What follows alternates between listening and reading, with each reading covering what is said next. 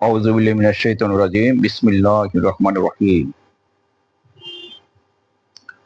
আমার দয়াল পীর দস্তগীর কেবলাজান খাজা ওয়াসাসে ফরিদপুরি কুদ্দুস আসিফুল আজিজ পীর কেবলাজানের নূরের কদম মোবারকে কদম বসে রেখে লতিফে কাল সম্পর্কীয় কিছু কথা বলার ইচ্ছা পোষণ করতেছি। আল্লাহ পাক যদি দয়া করে বলেন। উপস্থিত দর্শক ও শ্রোতা মণ্ডলী, আসসালামু আলাইকুম রহমতুল্লাহ। আজকে সকালে আমি একটি লতিফে কাল সম্বন্ধে, লতিফে কালবের যে গুরুত্ব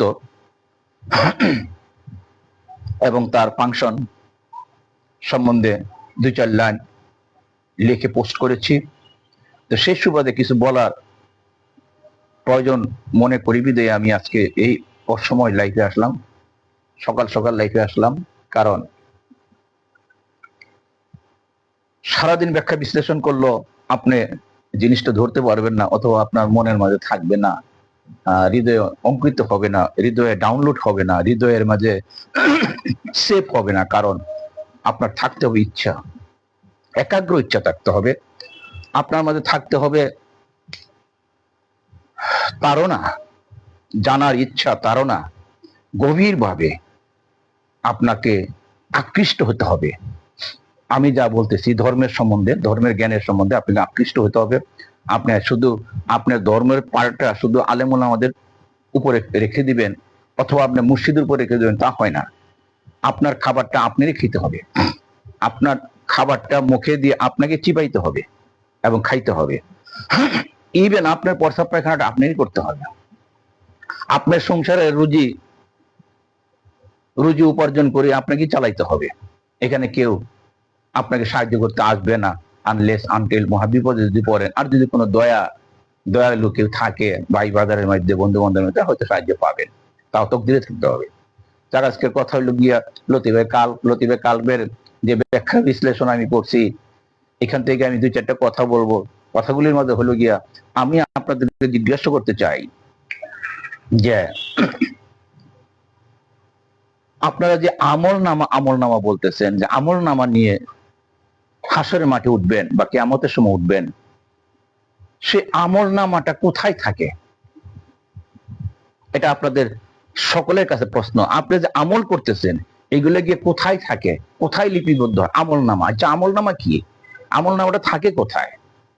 এটা কিভাবে আপনি সাথে করে নিয়ে যাবেন? হাতে করে না কেমনে নেবেন? এটা আপনাদের কাছে আমার জিজ্ঞাসা। আশা করি যদি জানেন বলবেন, আমার আমার আমার বক্তব্যের নিচেই বলবেন। আমি যা বলছি তা ক্লিয়ার, আমি বলেই দিয়েছি আমল নামা কোথায় থাকে। আমল নামা আমি যা বলছি সেটা হলো আপনার চরিত্রগুলির সাথে যাবে। কারণ চরিত্রই আমল করে। আপনার যদি ভালো চরিত্র থাকে আপনি ভালো আমল করতে পারবেন, আর যদি খারাপ চরিত্র থাকে আপনার দ্বারা কোনো দিনই ভালো আমল হবে না, বিশুদ্ধ আমল হবে না। অপবিত্র আত্মা যদি থাকে আপনার কাছে, আপনার দ্বারা কোনোদিনই পবিত্র কাজকর্ম হবে না, তথা গ্রহণযোগ্য এবাদত, গ্রহণযোগ্য সাধনা, তপস্যা, কর্মকাণ্ড হবে না। আর সে আমল নামা যেখানে থাকবে সেটার নাম হলো লতিফে কাল। লতিফে কালবে কিন্তু আপনার যত ইচ্ছা আছে, ইচ্ছা পোষণ করেন, আপনার যত গুণাগুণ আছে, আল্লাহর প্রদত্ত যে গুণাগুণগুলি আছে, সে গুণাগুণগুলি আসে প্রথম লতিফে কালবের মাঝে আসে। এই জন্য এটাকে ক্ষুদ্র আরশ বলা হয়। আরশ আজিমের মাঝে যেমন নূরের পতন হয়, ঠিক লতিফে কালবের মাঝে সেই গুণাগুণগুলি, যেহেতু আল্লাহ পাকের তাজালিয়াতুল, আল্লাহ পাকের নূর, সেই নূরের প্রতিবিম্বগুলি কালবের মধ্যে পতিত হয়, পতন হয়। সেজন্য কালকে আরশ বলা যায়। আরশের কলবুল মুমিন আরশুল্লাহ, এই জন্য কাল মুমিন বান্দার কালকে আরশ বলা হয়। এখন এই হাদিসটা অনেকে বলে জহিব, অনেকে বলে জাল। তো যারা যেটা বুঝে না সেটা সম্বন্ধে সে ধারণা করতে পারবো, জালই বলবে। আপনার আলেম ওলামাদেরকে যদি নাসার সম্বন্ধে, নাসার যে তথ্য আছে, এগুলা যদি ইভেন এগুলা যদি তাদের জিজ্ঞেস করেন, তারা বলবে যে এটা সম্বন্ধে বিভ্রান্তিকর তথ্য দিবে, তারা বক্তব্য দিবে। ইভেন মানুষ যে চন্দ্র পড়ছে, মানুষ যে চাঁদে পড়ছে 70 দশকে, তখন কিন্তু সারা পৃথিবীর আলেম ওলামাগণ, ধর্মীয় যারা গুরু আছে, তারা কিন্তু এটা বিশ্বাস করে না এবং বিভ্রান্তিকর বিবৃতি দিচ্ছে যে এটা দোয়াল, নকল, ফেক। তা বিশ্বাসই করে নাই। তারা বলছে এটা এটা কিয়ামতের আলামত। যাই হোক, এখন এই যে লতিফে কাল, এই লতিফে কালটা যদি আপনি পবিত্র না থাকে, আপনি যত বড় আমলই করেন না কেন, যত পবিত্র আমলই করেন না কেন, যত একলাস সহকারে আমলই করেন না কেন, যেহেতু আপনার আমলটা থাকবে লতিফে কালবের মাঝে, সেই আমলগুলি যদি লতিফে কালটা যদি অপবিত্র হয়, আপনার আমলগুলি গিয়ে সেখানে পড়ার সাথে সাথে অপবিত্র হবে। যেমন আপনার যে কোনো পাত্র, ভাণ্ড, ডেক্সি বা বোল, এখানে যদি অপবিত্র থাকে, পাত্রটা যদি অপবিত্র থাকে, অপবিত্র বলতে পাত্র অপবিত্র হয় ভাইরাস ব্যাকটেরিয়া দিয়া, ধুলিবালু দিয়া, ময়লা কাদা দিয়া। কাল তো সেভাবে হয় না, কাল কাল অপবিত্র হয় ধুলিবালুও না, ময়লা ব্যাকটেরিয়া ভাইরাস দিয়েও কাল অপবিত্র হয় না। শরীরে অসুখ বিসুখ হইলেও কালবের মধ্যে কিন্তু অসুখ হবে না। আপনার শরীরে যত অসুখই হতে হোক, ক্যান্সার থাকুক, মানে নিউমোনিয়া থাকুক, টাইফয়েড থাকুক, যে কোনো অসুখ হোক, আপনার লতিফাগুলি কিন্তু অসুস্থ হবে না। লতিফাগুলি কখনই দুনিয়ার যে সমস্ত অসুখ বিসুখগুলি আছে, এগুলা এগুলা আক্রান্ত করতে পারবে না। লতিফাগুলি অসুখ হইল গিয়া রিপু, কাম, ক্রোধ, লোভ, রিয়া, হিংসা, কিনা, অহংকার, এই সমস্ত জিনিসগুলি হলো লতিফাগুলির অসুখ, রোগ, ডেঞ্জারাস ব্যাধি। একটা কামুকে দেখেন কি না করতে পারে। একটা কামুক যে সে জিনা করে শুধু জিনাই করে, তাকে হত্যাও করে, রেপ করে, তাকে ছিঁড়ে বিড়া ফেলায়। সে তখন মা বোন মানে না। ক্রোধে দেখেন কত ধ্বংস হচ্ছে। অহংকারে দেখেন, অহংকারের জন্য মানুষকে খুন করতেছে, ধ্বংস করতেছে। লোভের বশবর্তী হয়ে কি না করতেছে। তো এই সমস্ত জিনিসগুলো হইলে গিয়া আপনার কাল লতিফাগুলির রিপু, লতিফাগুলি অসুস্থ। এখন আপনার যত পবিত্র উৎকৃষ্ট আমল করেন না কেন, এই আমলগুলি যদি লতিফে কালবের মাঝে থাকে, আপনি তো রাখবেন। আপনি যাওয়ার সময় থাকবে কি, আপনি যখন নাকি মৃত্যুবরণ করবেন, তখন আপনার সাথে আপনার পরনের কাপড়টা যাবে না। আপনি যেটা দিতেছেন সাথে মুদ্রার সাথে, এটা ঢাকার জন্য শরীয়ত, এটা কোনো কাজে আসবে না, এটা পচে যাবে। 1 বছর হোক, 2 বছর হোক, 5 বছর হোক, 10 বছর হোক, আমি বুঝি না। আপনার লাশ পচলো না, লাশ না পচলে এটার উদাহরণ ব্যাখ্যা বিশ্লেষণ জানি না, কিন্তু কিয়ামতের সময় সব ধ্বংস হবে। এখন ধ্বংস না হলে তো পরে ধ্বংস হবে। একটা ধুলি কোনো রাখবেন আল্লাহ পাক। মক্কা শরীফ, কাবা শরীফ, মদিনা শরীফ, মাজার যতগুলি আছে, মসজিদ যতগুলি আছে, এগুলো তুলার মতন উড়ে যাবে। এটি ব্যাখ্যা বিশ্লেষণ আমরা পাইছি কোরআন হাদিসে, যে এগুলো কিছুই থাকবে না। তো এখন আমরা কবরে নিয়ে লাশ নামাইছেন, নামানোর পরে এটা যাতা রয়েছে, তাজা রয়েছে, তো কিয়ামতের সময় একটু ধ্বংস হবে। তো মাটির নিচে এটা তাজা থাইকা, ভালো থেকে ইনটেক থাইকা কিয়ামত পর্যন্ত, তারপর তো এটা শেষ হয়ে যাবে। যার জন্য হিন্দুরা এবং অন্য অন্য ধর্মের লোকেরা এটাকে পোড়ায় ফেলে, জ্বালায় ছাই করে নদীতে ভাসায় দেয়। কেন ভাসায় দেয়? যে তুমি আগুনের মধ্যে চলে যাও, পানি পানিতে চলে যাবে, মাটি মাটিতে চলে যাবে, বাতাস বাতাসের সাথে মিশে যাবে। আগুন, পানি, মাটি, বাতাস দিয়া এই জড় দেহ গঠিত। এই জন্য এটা যার যার ভাবে সেখানে ডিস্ট্রিবিউট করে দেয়। থাকে কি? থাকে নাফস। নাফস যদি পবিত্র হয়, নাফস যদি মুতমাইনাত হয়, তাইলে আপনার এই নাফসের সাথে থাকবে কি? আপনার থাকবে লতিফে কাল। লতিফে কাল মানে আপনার মন। সেই মনটার মাঝে আপনি দেখেন, আপনাদের এই মনটার মাঝে কিন্তু সবকিছু থাকে। আপনার ইচ্ছা, কামনা, বাসনা, যা কিছু আছে এই মনটার মাঝে। আপনার মনটা যদি তৃপ্তি পায়, দেখবেন আপনার কাছে ভালো লাগে। মনের তৃপ্তি আপনার তৃপ্তি, অন্তরের তৃপ্তি আপনার তৃপ্তি, অন্তরের দুঃখ আপনার দুঃখ, অন্তর বিপদে আপনি বিপদে। আপনি দেখেন অন্তরের সাথে আমার নাফসের, আমি নাফস, কত নিবিড় যোগাযোগ, আষ্টে পৃষ্ঠে যোগাযোগ, আষ্টে পৃষ্ঠে আমরা আছি। অন্তর মানি লতিফে কাল।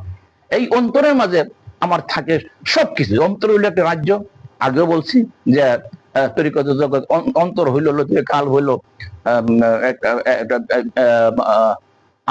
আলমে কবির, বৃহৎ একটা জগৎ। আপনি যখন মোরাকাবা করবেন, আপনি যখন চক্ষু বন্ধ করবেন, আপনি যদি অন্তরের দিকে দৃষ্টিপাত না করেন, খেয়াল না করেন, এই দৃষ্টি কিন্তু চোখের দৃষ্টি না। আপনি যদি আপনার দৃষ্টিটা, খেয়ালটা, অ্যাটেনশনটা আপনার চক্ষু বন্ধ করার পরে আপনার কিন্তু অ্যাটেনশন বন্ধ হবে না। কেন বন্ধ হবে না? কারণ আরো আরো আরো 4টা ইন্দ্রিয় আপনার সাথে আছে। চোখ বন্ধ হয়েছে, কান চালু আছে। এটা ঘুমায় থাকলে কান কখনোই বন্ধ হয় না। আপনার নাকের যে গ্রান আছে এটা বন্ধ হবে না, জিহ্বা বন্ধ হবে না, ত্বক বন্ধ হবে না। ঘুমায় থাকলে ত্বক আবার বন্ধ থাকে, এটাতে মশাক মাছি কামড়ায়। ঘুমায় থাকলে আরো আরো কয়েকটা ইন্দ্রিয় বন্ধ থাকে, কানও বন্ধ হয়ে থাকে। তা আপনার যে এই যে এই যে চক্ষু বন্ধ করলেন, চক্ষু বন্ধ করে যে আপনি উপলব্ধি করবেন, আপনার যে কল্পনা করবেন, খেয়াল করবেন, খেয়ালটা কোথায় করবেন? আপনি চক্ষু বন্ধ করে খেয়াল যদি আপনি অন্তরের ভিতরে না দেন, আপনি মনের ভিতরে না ঢুকেন, আপনি কিন্তু অন্ধকার দেখবেন। চতুর্দিকে শুধু অন্ধকার, আর কিছু শব্দ শুনবেন, আর কিছুই না। কিন্তু আপনি যদি বাইরের জগৎ থেকে বিচ্ছিন্ন হইতে পারেন, বাইরের জগৎ থেকে মনে মনে কল্পনায় বিচ্ছিন্ন হয়ে যাবেন। কিভাবে? আপনি মনে করেন সারা বিশ্ব ব্রহ্মাণ্ড সহ আপনার শরীর সব আপনি পুরাই দিলেন, রইলেন শুধু আপনি। সে অবস্থায় আসতে হবে। সে অবস্থায় আসলে দেখবেন আপনি মোরাক আবার সহজে, তখন আপনি হৃদয়ের ভিতরে ঢুকতে পারবেন। কেন? হৃদয়ের মধ্যে যে বোরাক, দেখেন এখন বোরাকের কথা আসছে, বোরাকে চলে রাসূলুল্লাহ পাক সাল্লাল্লাহু আলাইহি ওয়াসাল্লাম মেরাজে গেছেন। বোরাক কি? তো যাই হোক, ওইটা তো যাবো না। ওটা বললে অনেক শরীয়তের অনেক কথা তখন আমার কথার সাথে কন্ট্রাডিকশন হবে, বিতর্ক হবে, আমি বেজালে পড়ে যাবো, সোজা কথা বেজালে পড়ে যাবো। এমন কিছু কিছু সত্য কথা আছে যেগুলো বলতে নাই, যেগুলো বললে যদি দ্বন্দ্ব আসে, যুদ্ধ আসে, সেখানে আমি পারবো না। তবে আমি পিছিয়ে বিরা থাকাই আমার উচিত। তো যে কথা বলতে নিছিলাম যে আপনি লতিফের কাল হইল গিয়ে আপনার হৃদয়, সেই হৃদয়ের ভিতরে আপনি ঢুকবেন। হৃদয় মানে আপনি মনের ভিতর ঢুকবেন। আপনি মনটার ভিতরে আপনি মনটা খেয়ালটা নিক্ষেপ করবেন। সেখানে আপনি পবিত্রতা আনয়ন করবেন, সেখানে পাবেন, সবকিছুই পাবেন। দুনিয়ার যে জিনিসগুলি আছে এগুলো সব নশ্বর। আসল জিনিসগুলি যেগুলো আছে, আপনি সেখানে যে আসলে সন্ধান করতে চান, তাহলে আপনাকে লতিফা কালবে আসতে পারেন। লতিফা কালব আপনাকে খেয়াল করে আপনি লতিফা কালবের ভিতরে ঢুকতে পারেন। এই বিদ্যাটা অত্যন্ত কঠিন। বিদ্যাটা অর্জন করতে হলে আপনাকে মুর্শিদে কামেলের দরবারে যেতে হবে, তার কদমে ধুলিবালি হয়ে যেতে হবে, এবং তার কদমে থেকে সাধনা করতে হবে। সাধনা বলতে কি? সাধনা বলতে গেলে আপনার যে অল্প আহার, অল্প কথা, অল্প ঘুম। অল্প আহার বলতে এক বেলা খাবেন, অল্প খাবেন, শরীরটাকে একটা পাতন দিবেন, হাড্ডিটার চামড়াটা থাকবে। এটা একা আপনি ইচ্ছা করে পারবেন না। মুর্শিদ কাবলা যদি করুণা করে, দয়া করে আপনার উপর নজর দেয়, আপনার উপর সদয় পরবশত হয়, তাহলে আপনার যে পূজা যেগুলা করতেছেন, পূজা বলতে যে ওই যে কাবা ঘরে যেমন 360টা মূর্তি ছিল, আপনার হৃদয়ের ভিতরে এরকম 360টা পূজনীয় জিনিস আছে। এর মাঝে 1 নম্বর পূজা হইল গিয়ে টাকা, 2য় নম্বর পূজা হইলো আপনার স্ত্রী সন্তান, 3য় নম্বর পূজা হইলো আপনার ঘর বাড়ি বিলাসিতা, যেগুলো নফসের খোরাক। এগুলো কিন্তু পূজা করতেছেন, এগুলোর জন্য আপনি আল্লাহর কাছে নামাজ পড়তেছেন, আল্লাহর কাছে দোয়া করতেছেন। আপনি এগুলো কামনা বাসনা, আপনার কামনা বাসনা, এগুলোর পিছনে আপনি ছুটতেছেন, এগুলোর পিছনে দৌড়াইতেছেন, এগুলো পাওয়ার জন্য লালায়িত, আকাঙ্ক্ষিত। আপনার সন্তানকে আপনি লেখাপড়া করে বড় করতেছেন একটা আশা নিয়ে, যে আমার সন্তান বড় হয়ে আমাকে দেখবে, আমি তখন বয়স হয়ে যাবে, আমি হয়তো অসুস্থ হয়ে যাবো, পড়ে যাবো, হসপিটালে থাকবো, আইসিইউতে থাকবে, এই সমস্ত খরচপাতি আমার সন্তান দেখবে, আমার সন্তানের নাতিপুতিরা দেখবে। এগুলা মিথ্যা কথা। আপনার কোনো সময় এগুলা কাজে আসবে না। আপনার কোনো সময় আপনার কাজে না। আল্লাহ পাক ইচ্ছা করলে আপনাকে একটা 3য় পার্সন দিয়ে আপনাকে সাহায্য করতে। 3য় পার্সন সাহায্য কেন? আল্লাহ পাক আপনাকে ইচ্ছা করলে এই সমস্ত হসপিটাল বাদ দিয়ে, আইসিইউ বাদ দিয়ে আপনি বিস্তার মধ্যে ঘুমাই রয়েছেন, আপনাকে মালিকুল মউত এসে নিয়ে যেতে পারে, সে আপনি টেরও পাবেন না। সেটা করতে পারে আল্লাহ পাক, সেটা করতে পারে। আপনি কেন এই সমস্ত অবন্তর চিন্তা ভাবনা করেন? আপনাকে দাখিল হইতে হবে আল্লাহ পাকের ইচ্ছার উপরে। তো যা, কোন কথায় চলে গেলাম। এখন কথা হয়েছে কি, আপনার অন্তর যদি অপবিত্র থাকে, আপনার যদি ভান্ড অপবিত্র থাকে, আপনি যত উত্তম এবাদতি করেন না কেন, যত উত্তম নেকি হাসিল করেন কেন, এই নেকিগুলি যদি আপনি এই অপবিত্র কালবের মাঝে রাখে, অপবিত্র হৃদয়ের মাঝে থাকে, অপবিত্র মনের মাঝে থাকে, আপনার সমস্ত নেকিগুলি অপবিত্র হয়ে যাবে। এটা লজিক, এটা সায়েন্স, এটা ধর্ম। কারণ একটু মাংস যার অপবিত্র, তার সব অপবিত্র। রাসূলুল্লাহ পাক সাল্লাল্লাহু আলাইহি ওয়াসাল্লামের হাদিস, এটা বুখারী শরীফের হাদিস। আর তারপরে আপনি, আমি বারবার উদাহরণ দিতেছি যে সূরা শামসুনের মধ্যে 7 থেকে 10 নম্বর আয়াতগুলি পড়েন।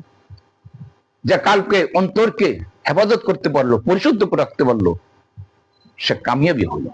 আর যে সেটাকে হেফাজত করতে পারলো না, দূষিত করলো, তার জীবন ব্যর্থ হলো। আর কোনো কথার প্রয়োজন আছে? তো কাজে কাজে যে যে যে জিনিসটা আপনার সাথে যাবে সেই জিনিসটা হলো গিয়ে লতিফে কাল আপনার সাথে থাকবে। আপনি কালবের মাঝে বসে আপনি রাজ্যটা নিয়ে, কাল যে মহারাজ্য, একটা বিশাল রাজ্য, সীমাহীন, এই রাজ্যের কোনো সীমা পরিসীমা নেই।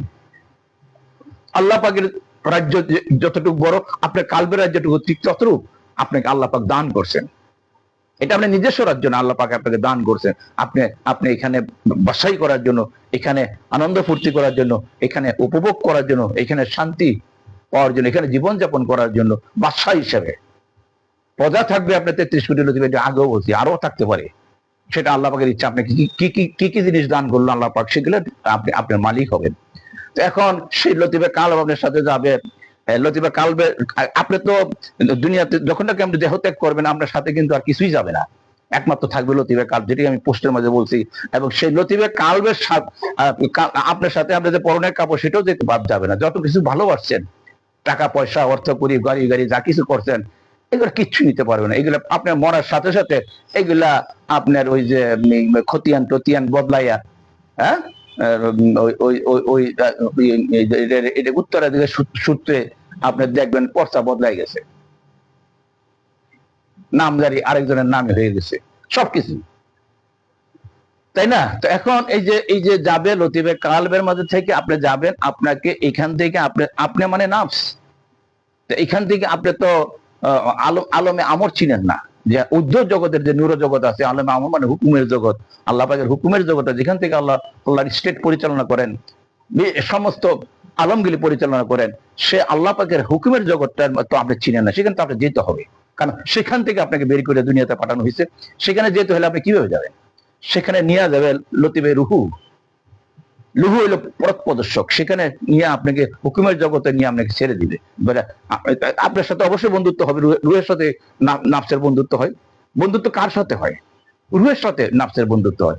যখন রুহ পবিত্র, রুহু এবং নাফস দুইজনে পবিত্র, তখন দুইজনের সাথে পবিত্র হয়, মিলন হয়। আপনি রুহকে দেখবেন একটা জ্যোতিময়, একটা নূর, আপনার মতনই চেহারা নিয়ে আপনার সাথে দর্শন করবে। সেটা আপনার লতিফে রুহ, কালা আর দলা।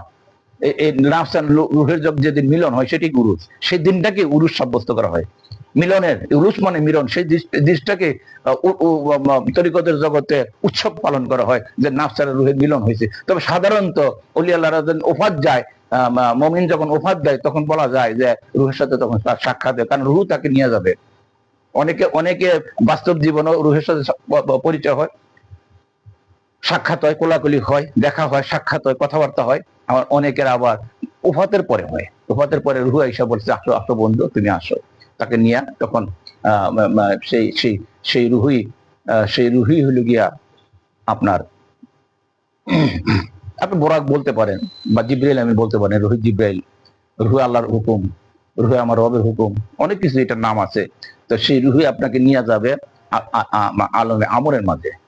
সেখান থেকে আপনাকে আঁকড়াই দিতে আল্লাহ আপনাকে মিশতে পারে, যদি আপনি পবিত্র হন। আর অপবিত্র হলে তো আপনি সিজিলেন থাকবেন আজীবন। সিজিলেন দুনিয়াতে আছে, এটা আমি বলতেছি, সিজিলেন দুনিয়াতে আছে। আপনার দুনিয়াতেই আপনার সাজা ভোগ করতে হবে, বারবার সাজা ভোগ করতে হবে, যারবার সাজা ভোগ করতে হবে। এটি আমার কথা, যে লতিফে কালবের যে কত বড় গুরুত্ব, সেটাকে আমি বিশ্লেষণ দিয়ে আসতেছি। এই জন্য মুজাদ্দিদের তরিকাত সর্বপ্রথম লতিফে কালবের সবক দেওয়া হয়েছে। কারণ লতিফে কালব যদি আপনার পবিত্র হয়, তাহলে অন্য লতিফাগুলি পবিত্র হওয়া অত্যন্ত সহজ। লতিফে কালব যদি পবিত্র হয়, আপনার সমস্ত লতিফাগুলি আস্তে আস্তে পবিত্র হয়ে যাবে। নাফসকে পরে ধরা হয়েছে, অন্য তরিকার মাঝে নাফসকে আগে সবক দেওয়া হয়েছে, যার জন্য ওই তরিকার মাঝে আপনার শরীয়তের সাথে 90% আপনি দেখবেন যে মিল নাই, শরীয়তের মিল নাই। নাফসের সবকের দ্বারা প্রথম দিছে কাদিয়া চিস্তিয়া, নাফসের সবক। আর একমাত্র লতিফে মুজাদ্দিদের তরিকার একমাত্র লতিফে কালবের সবক দেওয়া হয়েছে। কাল যদি পবিত্র হয়, সবকিছু পবিত্র রসুল পাক সেই হাদিসের লক্ষ্য করে। তো এখন আপনাকে লতিফে কালকে পবিত্র করতে হবে এবং নাফসকে মুতমাইনা দিতে হবে। এবং কাল পবিত্র এবং নাফস মুতমাইনা আপনি একা একা করতে পারবেন না। এটা অত্যন্ত কঠিন রিয়াজত করতে হবে। আপনার মুর্শিদের দরবারে যাইতে হবে, মুর্শিদের দরবারে খেদমত করতে হবে। সবকিছু আপনার যা কিছু আছে, আল্লাহ পাক চিনে নেওয়ার আগে আপনি সিরা বিরা এটা মুর্শিদের কদমে রেখে দেন। এটা খুব কঠিন কাজ। একবারে না, আপনি আস্তে আস্তে রেখে দেন, আপনি নিঃস্ব হয়ে যান। কারণ যে মসজিদের কদমে গিয়ে আপনি যদি এটাকে পাতন বলা হয়, আপনি যা কিছু অর্জন করছেন, আপনার শরীরের মাঝে যে সমস্ত রক্ত আছে, মাংস আছে, এগুলো কিন্তু পূর্বপুরুষদের রক্তগুলি ক্যারি করে আছে। আপনার বংশের পূর্বপুরুষরা যে সমস্ত হারাম খাদ্য খাইছে, সে হারামি রক্ত কিন্তু আমাদের শরীরে আছে। আমরা দাদা, তারপরের দাদা, তারপরের দাদা, তারপরের দাদা, তারপরের দাদা, সে আদম আলাইহিস সালাম থেকে নিয়ে যা কিছু আছে শরীরের মধ্যে, এগুলো কিন্তু আপনি ক্যারি করতেছে। শুধু চরিত্র না, আপনার যে চরিত্র, আমার যে চরিত্রগুলি, এগুলো কিন্তু মামুর বাড়ির চরিত্র আর বাপের বাড়ির চরিত্র, তথা মার মার মার বংশের চরিত্র আর বাবার বংশের চরিত্র কিন্তু আমাদের শরীরের মধ্যে। এখন বাবার বংশের যে পরম্পরা, উত্তরাধিকারী সূত্রে যারা দুনিয়াতে আসছে এবং রয়েছে, সেই তারা কিন্তু সকলেই যে অপরাধ করছে, সে অপরাধগুলি রক্ত কিন্তু আমার শরীরে প্রবাহিত হচ্ছে। তাদের গুণাগুণ, বংশের যে গুণাগুণ, ইনস্টিংস বলে এটাকে, সহজাত ধর্ম আমার চরিত্রের মধ্যে আছে। শুধু সহজাত ধর্মই আমার চরিত্রের মধ্যে আছে না, তাদের পাপগুলি আমার শরীরের মধ্যে আছে। এই জন্য তরিকতে বলা হয় তোমাকে পাতন দিতে হবে, তোমার শরীরে যা কিছু আছে এটা জায়গা ফালাই দিতে হবে, রক্তগুলি শুকায় ফেলাইতে হবে, মাংসগুলি শুকায় ফেলাইতে হবে, শুকায় ফেলা, এটা জিকিরের আগুন দিয়া, জিকির করতে, আল্লাহ পাকের জিকির করতে করতে করতে করতে জিকিরের আগুন দিয়া যেটুক রিমেনিং থাকে হাড্ডি এবং চামড়া, সেটাকে তোমার পবিত্র করতে হবে জিকিরের নূর দিয়া। জিকিরের নূর দিয়া জ্বালায়া পোড়ায় সারকার করে তোমাকে এটাকে পবিত্র করতে হবে। পবিত্র করার পরে তোমার মাঝে আরেকটা নতুন জীবন আসবে, নতুন শরীর আসবে, সেই শরীর থাকবে পবিত্র শরীর। জীবন একটা একটা জমির মাঝে যখন আগাছা থাকে, ইট পাথর থাকে, এইটা এটা পরিষ্কার করতে হয়, তাছাড়া এটার মধ্যে ফসল হয় না। এটাকে পবিত্র করে আগাছাগুলির মধ্যে আগুন লাগায় পুড়ে দিতে হয়, এবং যে সমস্ত পাথর এবং বড় বড় আবর্জনা আছে, এইগুলা আস্তে আস্তে পয়সা পরিষ্কার করে তারপর এই জমিটাকে চাষ দিয়ে, বারবার চাষ দিয়ে, পানি দিয়ে নরম করে তারপরে এটার মধ্যে যদি বীজ বপন করে, তাইলে এটার মধ্যে কোনো ফসল আশা করা যায়, তাছাড়া আশা করা যায় না। ঠিক লতিবে কালবো আপনাকে এইভাবে চইয়া মইয়া পুইরা সারকার কইরা আপনাকে সেখানে আল্লাহ পাকের যে নূরের পতন আছে, নূরের প্রতিবিম্বের পতন আছে, সেটাকে ধারণ করার ক্ষমতা করতে হবে। এখন মরমর পাথরের মতন শক্ত হয়ে রয়েছে আপনার এই লতিবে কাল। এখানে যা কিছু দেয় সবকিছু আপনার রিজেক্ট হয়ে আসে, ফালাইলে রিটার্ন আসে, কিন্তু এটা এমন নরম করতে হবে যেটা এটার মধ্যে কিছু রাখলে থাকে। এটা আমার খাজা আছে ফরিদপুরি কুদ্দুস আছে রাজিজ কাবলাদান হুজুর তার পবিত্র নসিহত এবং জীবনে প্রতিদিনই বলতেন লতিফা কালকে নরম করার জন্য, লতিফা কালবের মাঝে যা কিছু আছে এগুলো পিড়া সারখার করে দেওয়ার জন্য। যা কিছু বলতে কি বোঝে, যে জ্ঞান আছে, যে বিদ্যা, বুদ্ধি, চিন্তা, চেতনা, ধারণা, কল্পনা, এগুলো আপনার, এগুলো সব অশুভ, অপবিত্র, এগুলাকে আপনি পুইরা সারখার করে দিতে হবে, এগুলো বাদ করে দিতে হবে। বাদ করে দিয়ে মুর্শিদে কামালের কদম থেকে যা কিছু আসতেছে সেটা ধারণ করতে হবে, তবেই ত্রাণ, তবেই শান্তি। তা আমার কথা এটাই ছিল যে অপবিত্র পাত্রের মাঝে যদি আপনি মহাপবিত্র খানা আইনা রাখেন, 5 স্টার 6 স্টার 7 স্টার হোটেলে খাবার আইনা রাখেন, একটা ব্যাকটেরিয়া যুক্ত, একটা ময়লা যুক্ত, ভাইরাস যুক্ত পাত্রের মাঝে, সে খাদ্যটা ভাইরাস হবে, ওই খাদ্যটা খাইলে আপনার পেট খারাপ হবে। তো এতএব আপনাকে কাজে কাজে আপনাকে লতিফা কাল পবিত্র করতে হবে। পবিত্র জিনিসের মাঝে আপনি পবিত্র রাখবেন, এটা পবিত্র থাকবে। অপবিত্র জিনিসের মধ্যে পবিত্র জিনিস রাখলে এটা অপবিত্র হবে। এটাই ছিল আমার আজকের বক্তব্য। ও আখিরি দাওয়ানা আলহামদুলিল্লাহি রাব্বিল আলামিন। আসসালামু আলাইকুম ওয়া রাহমাতুল্লাহ।